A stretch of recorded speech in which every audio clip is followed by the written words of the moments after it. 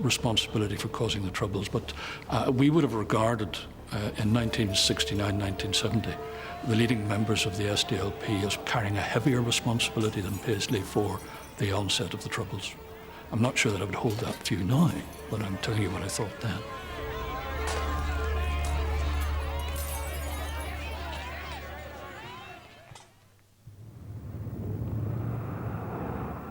As the chaos on the streets of Derry and Belfast grew, the British government deployed troops in an attempt to quell the violence. Even though Dublin was Hume's main point of contact, he was already looking further afield for support. And in 1969, he made his first trip to America. There was no publicity in Boston for that visit because John was not known. And if any lesson was learned from that, and I think John began to learn the lesson was that the power that mattered was not the power of local Irish America, but the power of Washington, central, politically based Irish America. And as usual with John, I think he was a quick learner. And in his subsequent trips to the States, the focus was almost entirely on Washington and what people at a federal level could do to assist. Hume was single-handedly internationalizing the conflict. While Republicans would raise dollars in the bars of Boston and New York, Hume sought to build long-term relationships on Capitol Hill, forming a transatlantic partnership with one of America's most powerful senators.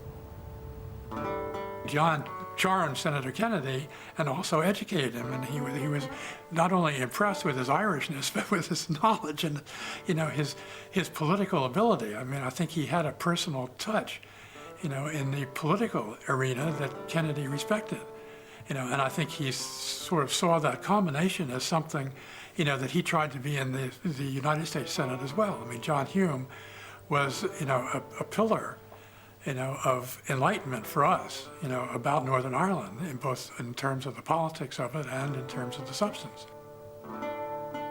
He just admired John Hume for his wisdom and his vision, and Ted Kennedy was really the best politician I've ever met. He saw things that others didn't, and he was willing to really push for it. What Hume did here was develop an alternative to the IRA within the American electorate. Having lost two brothers to assassins' bullets, Kennedy was very taken by the nonviolent approach, felt it was the right way to go. John also, I think, very importantly, represented an alternative to what was perceived to be an argument that only violence could attain Irish unity. And he was mindful of Parnell, and he certainly was mindful of O'Connell, and he understood the role that violence had played in Irish history, but he was prepared to take that to a new level of discourse and to say, I represent the tradition of King and Gandhi, and we can achieve the same end absent violence. I'm very convinced that this was an absolutely profound change historically in the American dimension to the Anglo-Irish and the Northern Ireland problems for this reason. If you go back in the 19th century, Parnell, Davitt, and come into the early 20th century, Pierce, De Valera, they all went to the US. They met Irish-American members of Congress. They addressed large gatherings of Irish Americans in New York and Boston. And of course, it was useful that they did that, but it actually had no effect whatsoever on the organs of power in the US, which is to say the executive, the State Department, the White House. They just ignore this completely. The difference that was made by Hume's strategy, and it's absolutely enormous and crucial, is that he used the power of very, very powerful Irish-American politicians directly on the White House.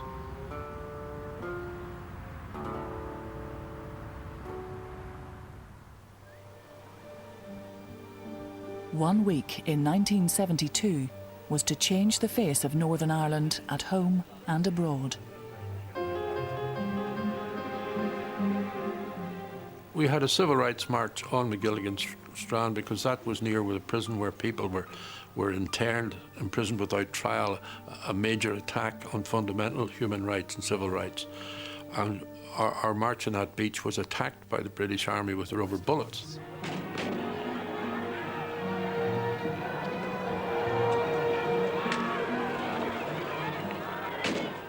Could you tell me on what authority that you're holding us back here from walking around this is a prohibited area. You're not allowed in a prohibited area, and against 3 miles out Under to what sea. law? Would you ask those men not to stop firing rubber bullets at women, please? They will not. They'll stop it, provided you keep away from the wire. The very fact that they did that on a beach where there couldn't possibly have been problems caused by the marchers, I was worried what would they do in the streets of a city.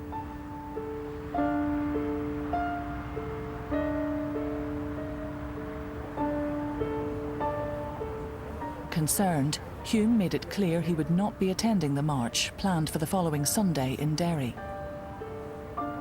He sat upstairs and he looked out the window and felt very, very lonely because it was a huge march, and he said to himself, I'm just finished politically.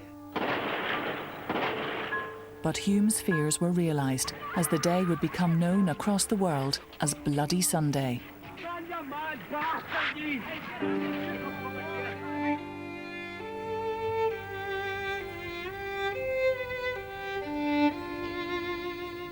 People go marching peacefully and are shot while doing so.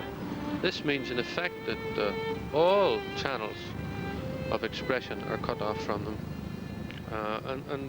So as a politician, do you think that the hardening of opinion is going to be a lasting hardening? Oh, I wouldn't have any doubt about that.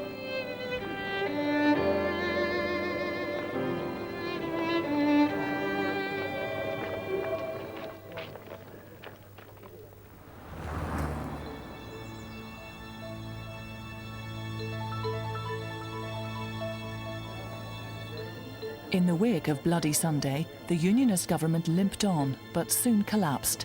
And within 2 years, Hume would get his first and only taste of government. The Sunningdale Agreement was London's first attempt at power sharing, and Hume was installed as Minister of Commerce. But through the Ulster Workers' Council strike, Unionists brought down the agreement and the government. Even though Sunningdale collapsed, Hume's political rise continued, and in 1979 he became leader of the SDLP. The same year he was elected to the European Parliament, taking his message to a new arena.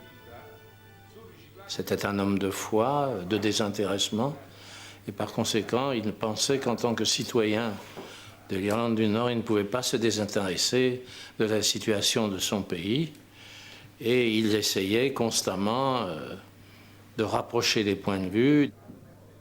When we remember that the peoples represented in this chamber, twice in this century alone, slaughtered one another by the million with a savagery that has been unparalleled in human history, and yet they had the vision and the strength to rise above it and create institutions that allow the peoples of Europe to grow together at their own speed.